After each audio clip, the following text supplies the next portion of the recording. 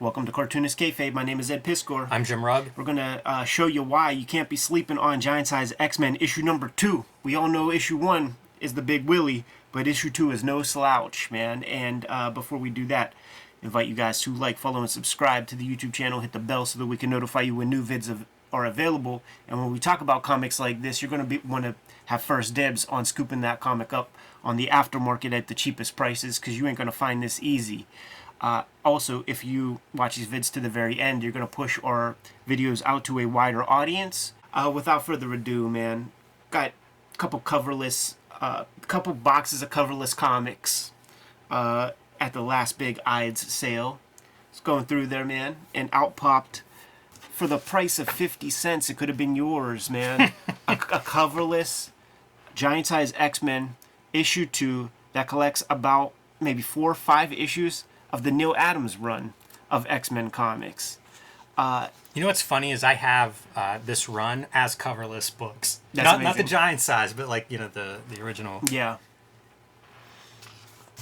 Yeah, these are amazing to look at. Love seeing them on the newsprint too. Is very fun. Absolutely, man. Like you just can't beat it. And if you can't afford those original issues, this is a great substitute. This shows off Neil Adams at my favorite. Yeah. You know, some of the best. Like, these feel like so, in some ways, alien to comics because of the rendering, and they're just cranked up to 10. Like, you see it on everybody's face. Like, it feels like this is about as emotive as they can get, the bodies and hands all twisted up. And it just looks on newsprint, you know, like this feels like, I don't know, like a comic that you found in a time machine. One of the great things when you get the actual original issues is there would sometimes be like a little backup story by, you know, some jobber du jour, and you get to see where comics was at that moment and exactly what Neil Adams brings to the table. He's such a big influence, and you see people doing photo reference to death and everything, models and everything, but what they don't get is like the dynamic part, like the part where it's like characters are flying around, they're twisted, it's odd camera angles, it's all this stuff that keeps the layout super interesting and not stiff. Right. Yeah, because you might get this part. Yeah, you know? That's the part that you see the legacy. Yeah, but then it's like the Kirby idiom with more sensitive anatomy. Like, what would that look like? And what that would look like is Neil Adams' work. These are the issues where you get to see some of his most iconic, like, weird page layouts. Yeah. It makes me think of the conversation we had with Jeff Darrow when we were looking at the Batman stuff, when he was there as a fan in comics and was just like, couldn't wait to see Neil Adams on all these various titles. You know, you get a couple Avengers, you get a couple X-Men, you get a couple Batman comics, a couple Green Lantern comics, and you just covet those things. Yeah, absolutely. The X-Men just did not look cooler up to this point. No, it's so dramatic. You know, every page it feels like there's something amazing. And he does like odd shaped panels, which sometimes, and we'll see examples of that, doesn't always work. Yeah. But I mean, this is where comics is. Yeah. Even at the moment of this reprint, this is where comics is. And, you know, I'm down with Trimpy. It's all good, but this is specific, and this is like much different. The guys would always talk about, like, he drew Angel with wings that look like wings. There's your examples of that sort of stuff. And you could just tell, like, hitting some reference for that Sphinx face. Why not? This is an iconic image to me, and I can't tell you why. Maybe it shows up on a video game intermission screen or something. Yeah, I wonder if it's lifted from somebody or something. You know, like people copying Neil Adams, like if it's even a knockoff, because that feels like such a classic image. Yeah, I do think that Byrne uses that in his, like, X-Men Grand Design issue that he did after the death of Phoenix. This is one of those iconic pages. Yeah, the iconic pages that don't work as a storytelling piece, because this is panel 1. That's what I was going to say. Where do you start with this? Yeah. Like, you got to get him knocked off the building, so you read the bottom left, and then you got to go up to the middle, follow this, and then you get that. It's so bad because you're reading down, right? He's falling. So you're reading down the page, and then you go up. Yeah. But it looks cool. Looks cool. It looks very cool. And Roy Thomas ain't going to say no to Neil Adams. Absolutely not. It does make me wonder, like, how people responded to this stuff at the time, because other comics did not look like this. Yeah. And, you know, we look at it now and say, oh, it looks so cool. But I wonder if there was backlash against it where it was like, give me back Trimpy or you know, whatever style was more prevalent. Yeah, and certainly the old timers would poo-poo this kind of thing. Probably give props to the drawing acumen, but just shit on the storytelling sensibility. Look at some surprint and stuff. You didn't see much of that in comics. Just overlaying the line art. Really cool. Looks really great. I was gonna point out like the white zipatone, you know, creating the interlace effect. We're looking at a TV. Let's make it look like that. Yeah. Great use of color. You know, not just doing your standard color everything flesh tone. Makes me wonder how much influence he had on that. Yeah. Because you see it, like the shadowy flesh color is one of those things I attribute to Neil Adams. Yeah, like when you see these colors, Yeah. and when you see this green, you don't see that in comics that aren't Neil Adams comics. You just don't. Got a new issue? So smart to set up continuity studios where, you know, if you're Adams, you could oversee the inking. Yeah. Or you could have colorists on staff that you can say, hey, put in my green color here. I'd be so curious, like, what his biggest moneymakers were to make continuity possible. Because he has a spread. You know, like, those offices, it wasn't an apartment that they subleased Right. from some landlord. Like, it's, like, I think it's Manhattan. I think it's a big office space. It's cozy and beautiful, like a corporation. I assume he was running commercial illustration jobs consistently while doing comics, and that's Yeah. why you would need you know, some other artists there to be like, maybe he does layouts and, you know, this guy's doing backgrounds and stuff like that under his direction. But in order to fulfill that, and then also that's where you're getting your pay. Cartoonist Kayfabe is brought to you by the comics that Ed Piskor and I make. Red Room Trigger Warnings. The second season of Red Room, all self-contained stories, issues 1 to 4, now available in comic shops everywhere. Red Room, the Antisocial Network, the trade paperback collection of the first season of Red Room, now available in comic shops everywhere, minus 28 countries where it's banned and 10 comic shops, but you can still request it there. And coming in September, the collection, the trade paperback of Red Room Trigger Warnings will be in stores in September. You can pre-order that now at your local comic shop or online wherever you buy your books. Hulk Grand Design Monster and Hulk Grand Design Madness in comic shops everywhere. The 60-year history of the Incredible Hulk. I am writing, drawing, lettering, coloring the Grand Design treatment, retelling that 60-year history. And you can now pre-order the Hulk Grand Design Oversized Treasury Collection. About 40 extra pages in that. It'll be in stores before Christmas, but you can pre-order it now in your comic shops or in your bookstores wherever you buy comics. And now back to our regular scheduled programming. Looking for a new way to enjoy your favorite comics and manga? Comixology Unlimited has you covered. With Comixology Unlimited, you get an unlimited access to an unrivaled library of over 40,000 digital comics, manga, and graphic novels, featuring content from over 125 publishers and thousands of independent creators from around the world. And if that's not enough, you can also save up to 15% when buying select new and current comics.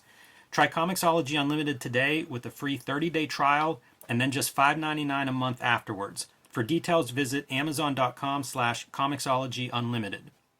Look at how wild this image right here is. Yeah. That's really great. That's a cool innovation too, because you think of Kirby as the action guy who sets up the language of superhero comics. That's a whole different punch. Yeah, it is. That makes me think of that story you told, I think it was Larry Hama anecdote after Neil Adams passed, where it was like, draw the idea in your head. Like, don't draw the thing you know how to draw, but almost like the idea. It feels like that's a guy like drawing a new, how do you throw this punch? Yeah. Yeah, and he was good for that, man. Just drawing all these different angles all the time, Right. and finding the right reference to make it look right, and not just settling into. And that has to do with like lighting and shit like that, like lighting it differently, not just drawing the same shadow and the same ears the way you do in like an iconic fashion, but you know, thinking about light source. And I always loved his Havoc. Havoc is his. It's so distinct. His whole thing was want to create a character who is as far from Kirby as possible in terms of costume aesthetics and the way the powers are used. And then when you see him like with this pure black, it's almost like the male, like Miss Mystic, kind of. That makes sense, playing the hits. Yeah. But it does feel like a guy who's thoughtful about production, coming up with a black costume like that. Yeah. And the circle power, like the circle templates. Pretty easy. Listen, I drew a couple Havocs in Grand Design, man. Pretty easy to draw those powers. But then you get guys like Larry Stroman who really make that sing. And one of the challenges, man, was like, give me one shot of the back of Havoc's head. like I had to. Yeah, his draw him a hat's couple real times. funny. That is hard to draw. Yes. That is extremely hard to draw and to get it to look right. Yeah, I did a Havoc on an X-Men Legends cover and struggled to try to get that headpiece right. I would bet you if you look at any original art with Havoc where he's drawn, you see some pencil erasings. So one of those Steranko era villains. He was on my X-Men Legends cover. That's a weird character to mash up with something like a Havoc character design. Yeah. One of the cool parts of like Marvel Comics and having all these different hands in is having those like different eras and different artist styles come together in the form of the characters. Some white zips on top of these illustrations to put them into that translucent test tube. Almost like missing this finger, the way that hand is. I feel like that thumb's too close or something. Yeah.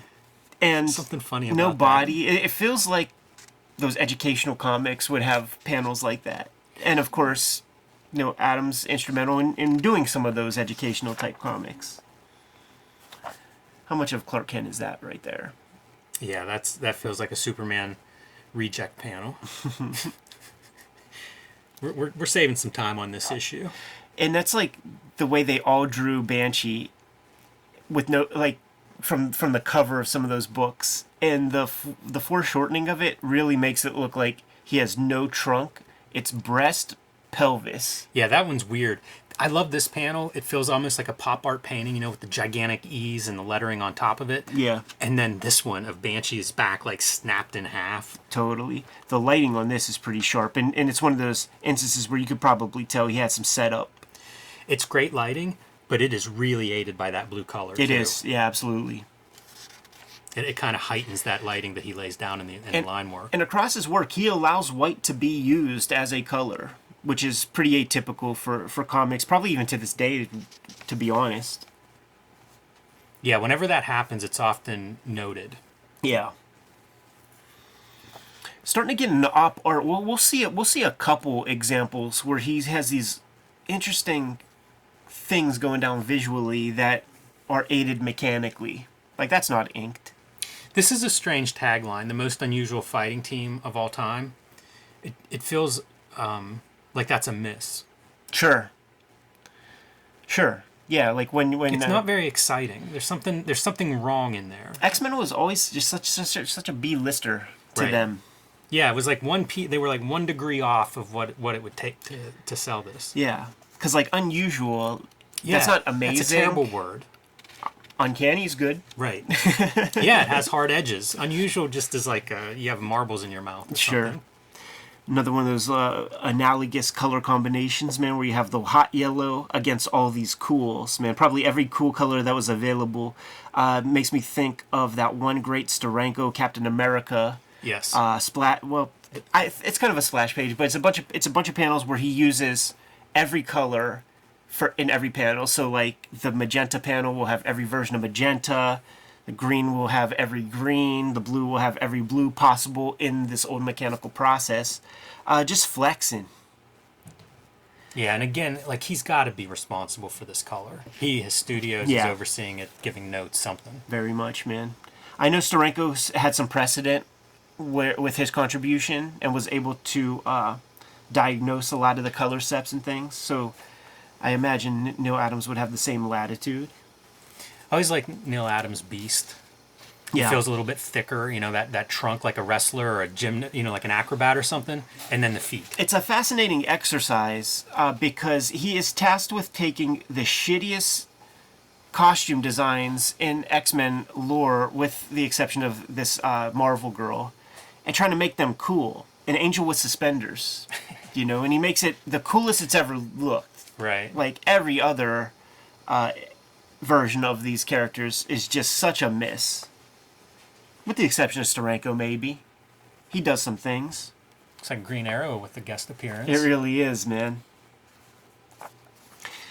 And, communicating screen. Does a good job with the Sentinel faces, too, of, like, that uncanny valley. Yeah. Where they're human but not human. Like, clearly they're not human. And the contrast between a Neil Adams person face versus that Sentinel face, giant contrast. More of your op art. Yeah, that right there. What is that and how do you do it, Jimmy? That's bizarre. How do you do it? No idea. Yeah, I'm just trying to, like, reverse what you see there, and I have no idea. Really strange. Yeah. I find myself staring at it and being, like, weirded out. Yeah, there are parts where I feel like I could almost figure it out, where you have concentric circles that are filled in. And then you could have straight lines that are filled in, and that gets you this, but it's this part that I have no idea. Yeah, that's what I was looking at. Like, is he going in then with ink and further doctoring some of this stuff? Like you could doctor those blacks, but this is the part that's the confusing part because of the taper of these lines. Yeah. I just don't know. The other piece is, like, this whole piece looks like it's taped on top. Because certain of those other lines, like some of the vertical lines and things, don't carry through there. Yeah, like these guys. Yeah, you're right. Very odd. Yeah, super fascinating to look at. These shots. So intense. It's exactly what he was talking about with that Larry Hama stuff, where you might not choose to draw that. You might try a couple, and then say, fuck it. And then draw it the way, draw something you've done before. Some tried and true. But Neil Adams stretches, dude. I feel like it's a far evolution from Lou Fine. Lou Fine would do that sort of stuff. Lou Fine's somebody I need to look at more. Yeah. Because the only time I come across him was early in my reading, and I just wasn't able to appreciate what I saw there. That panel's absolutely amazing. It's breathtaking. And it's like that pop art stuff, right? With the giant K sound effect everywhere. Right. Even like the explosive word balloon around him. It's all those little tools that make comics really great.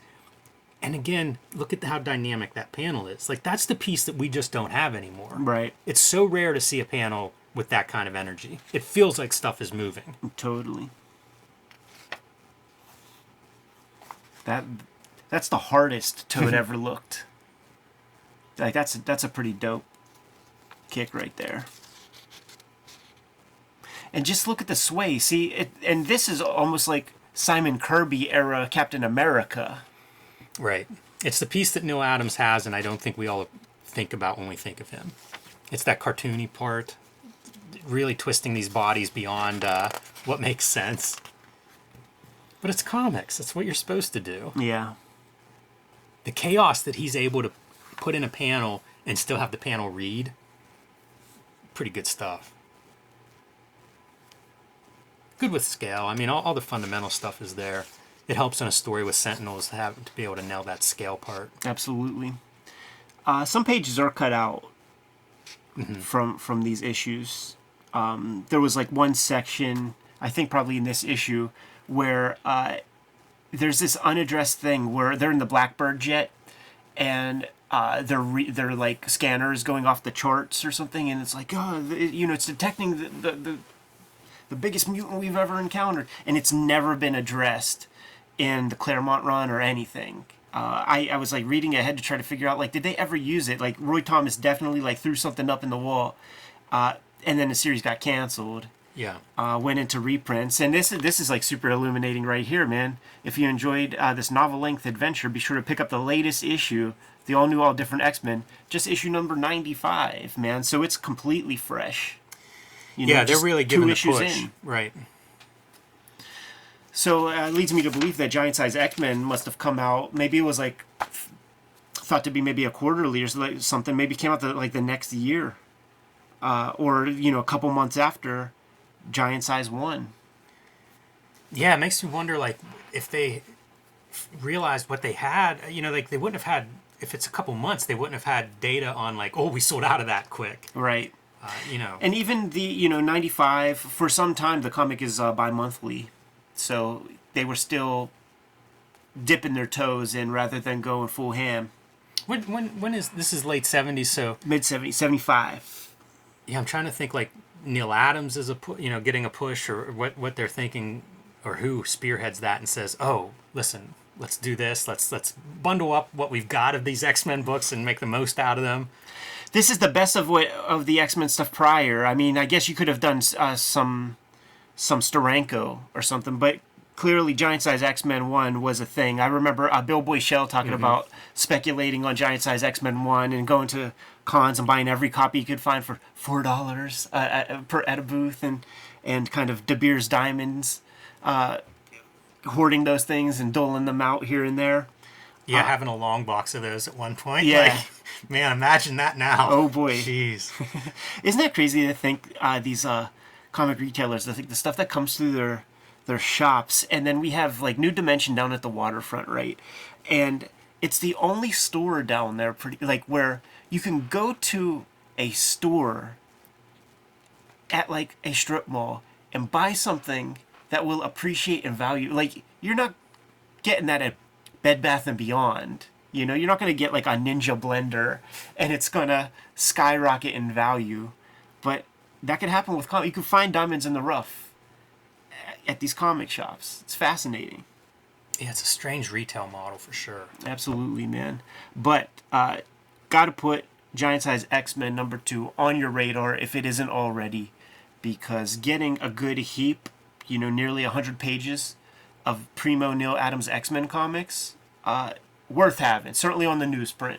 Yeah, it's a find. Good to go, Jimmy? I am. Kayfabers, like, follow, subscribe to the YouTube channel, hit the bell. We'll notify you when new vids are available. It's out there, man. Hulk Grand Design Treasury Collection Edition will be out in stores in December. You can pre-order that now at your local comic shop. Perfect gift for the upcoming Christmas season. I can't believe I'm saying that in July. But pre-order that now at your local comic shop or online wherever you buy books.